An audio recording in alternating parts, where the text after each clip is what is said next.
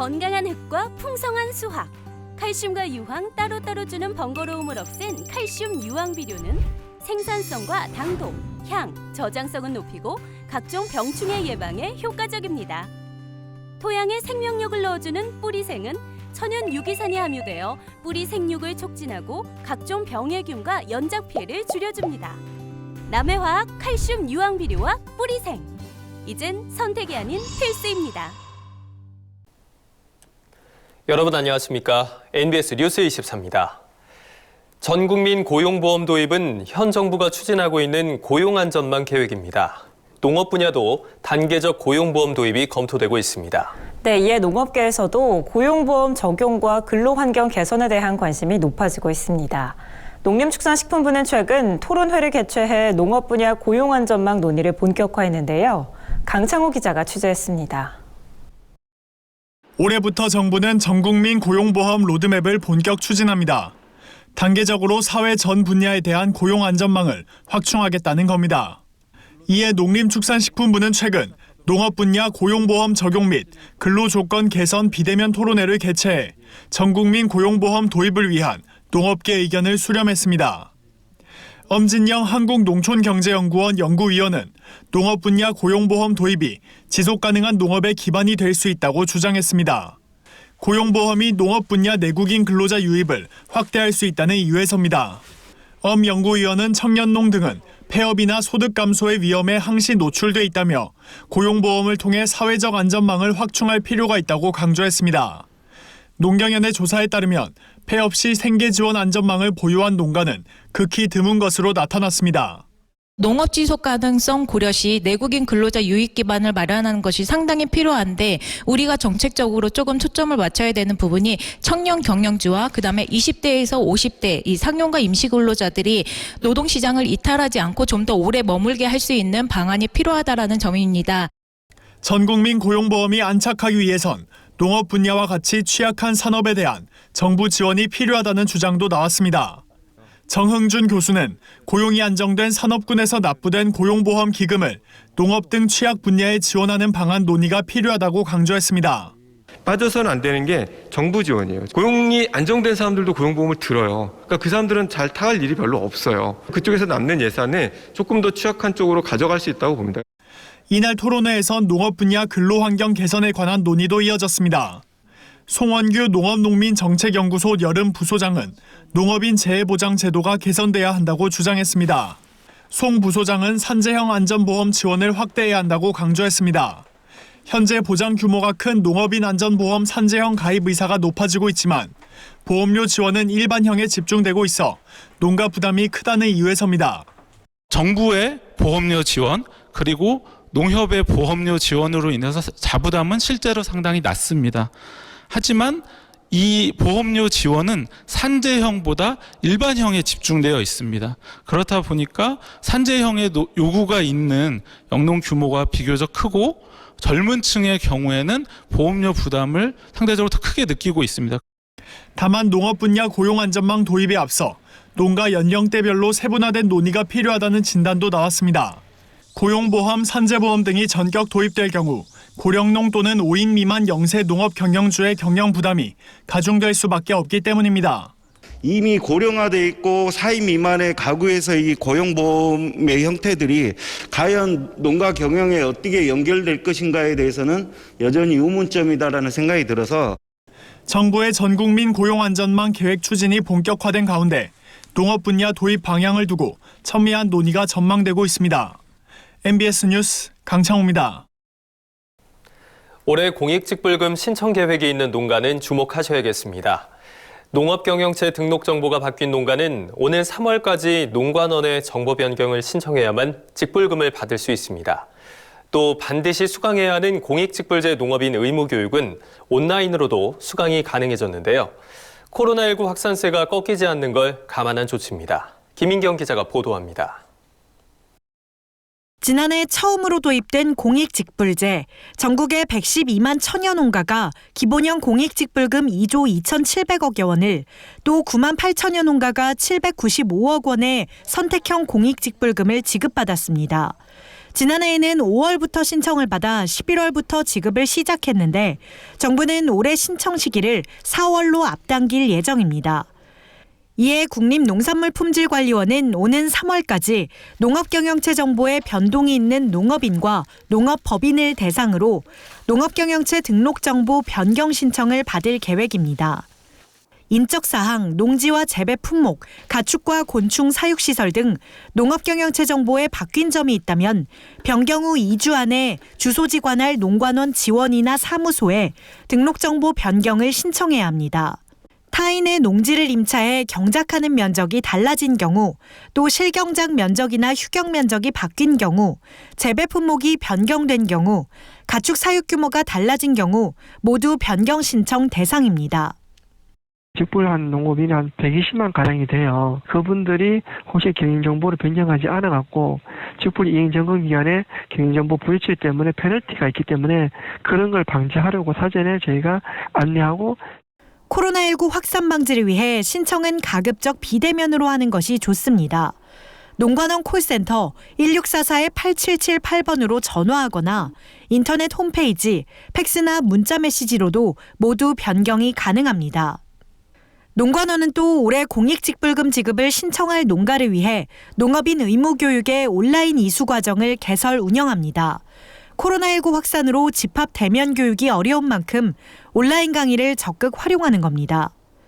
포털 사이트에 농업교육 포털을 검색하면 나오는 웹사이트 아그리 에듀넷에 회원 가입한 다음 2021년 공익직불제 농업인 온라인 교육을 수강하면 됩니다. 교육 대상은 올해 공익직불금 신청 예정자로 직불금을 받으려면 오는 9월 30일까지 의무적으로 연간 2시간 이상의 관련 교육을 이수해야 합니다. 의무교육 내용은 공익직불금 올바르게 신청하는 법, 농업농촌의 공익적 기능, 공익직불제의 기대 효과, 농업인 준수사항 등 다양합니다. 신청한 강의의 수강을 마치면 수료증을 출력할 수 있고 이 수료증을 지자체에 제출해야 교육 이수가 인정됩니다. 공익직불제가 안정적으로 정착되도록 하기 위해 농업인의 눈높이에 맞는 다양한 비대면 교육 콘텐츠를 개발 보급하고 교육 여건에 따라 온라인 등 효과적인 교육 방식을 선택할 수 있도록 하여 교육 이수를 지속적으로 독려해 나갈 계획입니다. 농관원은 지자체 농협 등과 연계해 공익직불제 온라인 교육을 적극 안내하고 리플릿을 배포하는 등 농업인 홍보를 강화할 계획이라고 밝혔습니다. NBS 뉴스 김인경입니다. 지난해 코로나 발생으로 저밀도 사회에 대한 관심은 높아졌지만 수도권으로 인구가 집중되는 흐름은 오히려 더 심화된 것으로 나타났습니다. 비수도권으로 이동한 인구는 줄고 수도권 전입은 늘었는데요. 이동 사유로는 주택 문제를 꼽은 사람이 가장 많았습니다. 손현진 기자입니다. 통계청에 따르면 지난해 우리나라에서 거주지를 옮긴 사람은 총 773만여 명으로 5년 만에 가장 많았습니다. 이 중 다른 시도로 이동한 인구는 253만여 명으로 10명 중 3명꼴입니다. 특히 서울, 경기, 인천의 수도권으로 옮긴 비수도권 인구는 49만 5천 명으로 수도권에서 비수도권으로 이동한 40만 7천 명보다 8만 8천 명 많았습니다. 이 수도권 순유입 규모는 2019년보다 5천 명 증가해 2006년 11만여 명을 기록한 이후 14년 만에 최대치를 기록했습니다. 지난해 코로나19 발생으로 저밀도 사회에 대한 관심이 높아졌지만 한편으로는 수도권 집중화가 더 심해진 겁니다. 이는 공공기관의 지방 이전이 마무리되면서 인구 분산 효과가 줄어든 게 원인 중 하나라고 통계청은 설명했습니다. 12년에 세종시 출범하고 혁신도시 공공기관 이전으로 수도권 인구가 비수도권으로 이동을 했었는데 공공기관 이전은 이제 완료가 된 거고요. 세종시 출범에 따른 인구 이동도 수도권에서 내려가는 거는 어느 정도 안정화가 된 거고. 수도권과 중부권은 전출보다 전입이 많았지만 반대로 영남권과 호남권은 전입보다 전출이 각각 7만 8천 명, 2만 4천 명 많았습니다. 영호남권에서 유출된 인구는 대부분 수도권에 이동한 것으로 나타났습니다. 전국 17개 시도 가운데 전출보다 전입이 많았던 곳은 총 6군데입니다. 이 중 경기도 순유입 인구가 16만 8천 명으로 가장 많았고 세종시 1만 3천 명, 강원, 충북, 제주도가 총 8천 명이었습니다. 이동 사유로는 집 문제를 꼽은 사람이 가장 많았습니다. 10명 중 4명이 주택을 꼽아 가장 많은 응답을 받았고 가족과 직업이 뒤를 이었습니다. 부동산 가격 상승으로 내 집 마련이 어려워지자 서울에서 수도권 외곽 등으로 빠져나간 인구가 많았던 게 그 배경으로 풀이됩니다. 실제로 유입 인구가 많은 경기도, 세종시의 주된 전입 사유는 주택이었습니다. 내 집 마련 또는 전월세 계약 종료 변경, 그다음 주택 규모 변경, 재개발, 재건축 등 그런 사례가 많았다는 거고 주택 매매는 전년 대비 59%, 전월세 거래는 12% 증가한 걸로. 이와 달리 울산과 대구 등 빠져나간 인구가 많은 지역의 주된 전출 사유는 직업과 교육이었습니다. 수도권 집중화로 지역 소멸 위기가 높아지는 상황에서 직장이나 교육처럼 삶을 지속할 수 있는 인프라를 보완하는 게 비수도권의 지상 과제가 될 것으로 보입니다. MBS 뉴스 손현진입니다. 과수에 발생한 궤양은 병균의 월동체로 알려져 있어 미리 제거해 원인균을 차단시키는 게 중요합니다. 이에 농촌진흥청은 과수 궤양 발견 시 관계기관에 즉시 신고하는 등 겨울철 철저한 과원 관리를 농가에 당부했습니다. 보도에 김하은 기자입니다. 농촌진흥청은 겨울철 사과배 나무 가지치기 과정에서 가지와 줄기의 궤양을 발견하면 농업기술센터 등 관계기관에 즉시 신고해 줄 것을 당부했습니다. 올봄 식물병 피해를 최소화하기 위해 농가들에게 선제적인 예방을 주문한 겁니다. 신고 후 궤양이 과수화상병으로 진단되지 않더라도 궤양 발생 부위를 기준으로 하단 40cm에서 70cm 이상을 잘라내 병균을 차단해야 합니다. 과수에 발생한 궤양은 병균의 월동처로 이를 제거하는 것만으로도 봄철 식물병 발생을 감소시킬 수 있기 때문입니다. 병균이 이제 다른 세균병이나 곰팡이병도 다 마찬가지인데 월동을 하고 이제 발현을 하는 거거든요. 겨울을 지나서 이제 식물체 내 잠복에 있다가 발현이 되는 거기 때문에 그 월동초를 좀 최대한 확인 좀 해서 제거를 하면 이제 발현량이 좀 줄어들 거 아니에요. 수시로 가지치기 작업 도구를 소독하는 것도 중요합니다. 다른 나무로 병원균이 이동하는 것을 막기 위해서입니다. 농진청은 나무 한 그루를 작업할 때마다 가지치기에 사용했던 가위, 톱 등 소형 도구들을 소독액에 90초 이상 담근 후 사용해야 한다고 설명했습니다. 또 가지치기 작업을 하며 발생한 나뭇가지 등은 과원 밖으로 이동시키지 말고 분쇄해 땅에 묻어야 한다고도 덧붙였습니다. 과수화상병 발생 지역에서 활동한 작업자는 가능한 작업을 지양해 줄 것도 당부했습니다. 농림축산검역본부가 지난해 발표한 과수화상병 역학조사 결과에 따르면 작업자가 기존 발생 지역에서 사용한 오염된 작업도구나 감염된 묘목이 신규 발생 지역 농가의 전정기술 전수에 사용되며 과수화상병이 전파된 것으로 추정됐기 때문입니다. 한편 농진청은 지난해 과수화상병이 발생했던 17개 지역 사과배 과원에 대한 동계 예찰을 2월 말까지 진행할 방침입니다. MBS 뉴스 김하은입니다. 설 연휴가 보름여 앞으로 다가오면서 설 성수품 가격에 관심이 많으실 텐데요. 최근 국내산 농축산물 가격이 조금 오름세를 보이자 농축산물 수입 가격도 덩달아 오름세를 보이고 있습니다. 일각에서는 수입 농축산물 가격이 크게 오른 만큼 수요가 줄고 국산 농축산물로 소비가 몰리는 게 아닌가 하는 기대감도 있지만 대체 효과는 미미할 것으로 보입니다. 남수지 기자가 보도합니다.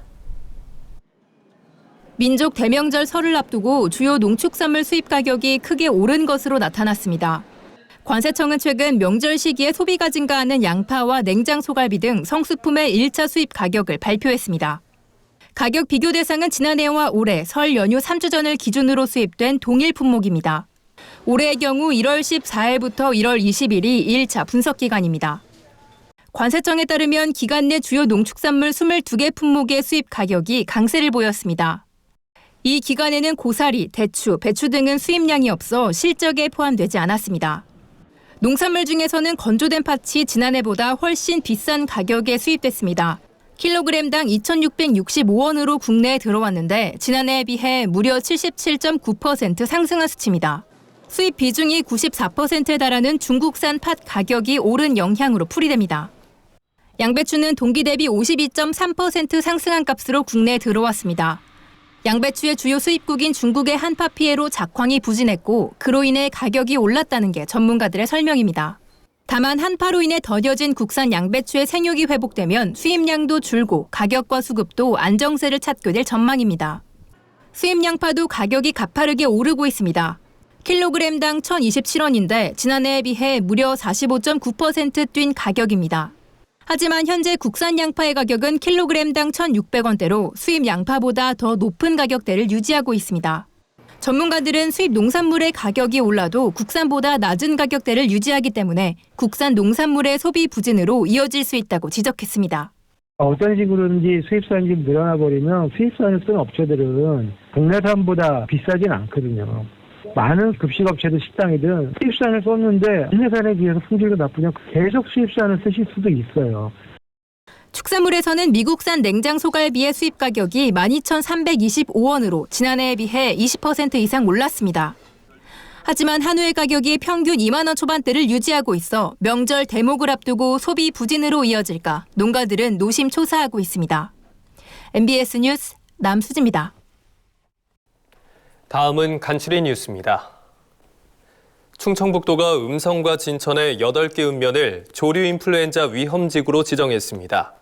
도는 음성군 금왕읍과 감곡면 등 6개 읍면과 진천군 덕산읍과 이월면 등 2개 읍면을 AI 위험지구로 지정하고 특별 방역 대책을 추진한다고 최근 밝혔습니다. 도 관계자는 AI 위험지구는 야생조류 서식 밀도가 높고 가축을 많이 사육하는 지역이라며 과거 발생한 AI 190건 중 162건이 이 지역에서 발생했다고 말했습니다. 도는 AI 위험지구 내 산란계 종오리 농장의 알 반출 횟수를 주 1, 2회로 제한하는 등 강화된 대책을 추진할 예정입니다. 충남도가 농작물 재해보험에 가입해 태풍, 호우, 가뭄 등 자연재해로 인한 농작물 피해에 대비해달라고 당부했습니다. 도는 농작물 품목별 보험료를 80%에서 최대 100% 지원한다고 밝혔습니다. 현재 농작물 재해보험에 가입할 수 있는 품목은 67개로 파종 시기와 수확 시기가 다르기 때문에 보험 가입 시기를 확인하고 가입해야 합니다. 보험 가입은 가까운 지역 농협에서 할 수 있으며 가입 신청 후 현지 확인과 청약서 작성, 보험료 납부를 마치면 보험증권을 발급받을 수 있습니다. 국립농산물품질관리원이 설 제수용품 및 선물 세트 농축산물의 원산지 부정 유통을 차단하기 위해 원산지 일제 단속을 실시합니다. 단속 대상은 백화점과 대형 유통업체, 전통시장, 통신 판매 등이며 주요 단속 품목은 제수용품과 선물용 농축산물, 특산품 등입니다. 농관원은 온 오프라인 및 SNS를 통해 사전 모니터링을 진행한 후 원산지 위반이 의심되는 업체 및 과거 위반 이력이 있는 업체 등을 대상으로 다음 달 10일까지 현장 점검 및 단속을 진행할 예정입니다. 농업에 관한 어려운 용어나 개념을 알기 쉽게 풀어드리는 풀어쓴 농업백과 시간입니다. 농촌의 인구 감소와 급속한 고령화로 도움의 손길이 필요한 어르신이 증가하고 있습니다. 특히 이들은 복지 사각지대에 놓여 있는 경우가 많아서 고령 농업인들을 위한 복지 대책이 절실한데요.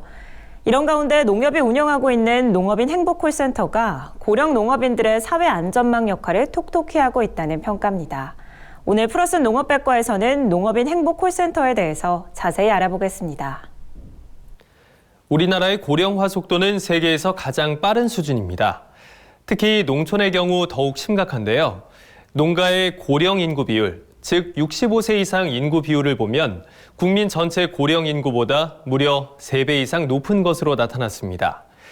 농협 조합원 비율을 봐도 전체 조합원 중 무려 71.9%가 60세 이상으로 70세 이상도 전체 조합원의 39.1%나 되고 있습니다. 다시 말하면 농가 대부분이 고령의 부부 혹은 홀몸인 어르신들이라는 얘기겠죠. 문제는 이런 고령의 농업인들의 경우 급히 도움이 필요해도 청할 곳이 마땅치 않다는 겁니다. 때문에 농협이 이런 고령 농업인, 홀몸 어르신 및 취약 농업인의 생활 불편함을 해소해주기 위해 지난 2017년부터 운영하고 있는 게 바로 농업인 행복콜센터입니다. 농업인 행복콜센터는 농촌에 거주하는 70세 이상 농업인 조합원을 대상으로 돌봄 대상자를 선정해서 돌봄 대상자가 생활 불편 사항을 농업인 행복콜센터에 신고하면 돌봄 도우미가 가정을 방문해서 생활의 불편을 해결해주고 최종적으로 서비스 결과까지 확인하는 시스템입니다. 돌봄 대상자의 집에는 전화번호를 일일이 누를 필요 없이 버튼 하나로 농업인 행복콜센터 대표번호로 연결되는 전용 전화기가 제공이 되는데요. 이 전용 전화기를 통해 돌봄 대상자가 도움을 요청하면 농업인 행복콜센터의 전문 상담사들은 위기 발생 시 112나 119 등 긴급 출동 요청을 대신해주고 각종 생활 불편 사항을 해결해주기 위해 자원봉사자를 연계 방문하도록 하는 등 맞춤형 종합복지 서비스를 제공하게 되는 겁니다. 또 이들에게 수시로 전화 안부를 묻는 말벗 서비스도 제공하고 있죠. 연간 12만 8천 명의 농민이 정기적인 전화 상담 서비스를 받고 있는 것으로 조사됐는데요. 최근 연이은 폭설 한파 기간에는 집중 전화 안내 및 상담을 진행해 건강 상태 확인과 폭설 한파 사전 대응 안전수칙 안내, 그리고 보일러 수도관 등 각종 수리업체 중개를 통한 불편 해소 서비스 등을 제공함으로써 큰 호응을 얻었습니다. 농협은 앞으로 폭설 한파 외에도 각종 자연재해에 한 발 앞서 전화 상담을 진행하고 피해 농가의 주택 수리 등을 지원하는 농촌 현장 지원단과 연계한다는 방침인데요. 피해 농가 중 거동이 불편한 고령 홀몸 농가 등의 도배와 장판, 페인트, 전기 배선 등의 가옥 수리와 생필품도 지원할 계획입니다. 농업인 행복콜센터의 서비스를 이용하고 싶은 농민은 가까운 농축협을 방문하면 되는데요. 여성복지나 지도계 담당자를 찾아 개인정보 동의 등의 간단한 절차만 거치면 돌봄 대상자로 등록이 되고 평일 오전 9시부터 오후 6시까지 콜센터 서비스를 이용하실 수 있습니다. 농업인 행복콜센터가 고령농의 안전지킴이 역할을 톡톡히 하는 것으로 나타난 만큼 농촌사회의 사회안전망 역할과 함께 고령 농업인을 위한 맞춤형 복지 서비스를 제공하는 컨트롤타워가 될 수 있길 기대해 보겠습니다. 지금까지 플러스는 농업백과였습니다. 저희가 준비한 소식은 여기까지입니다. NBS 뉴스 24 마칩니다. 함께해 주신 여러분 고맙습니다.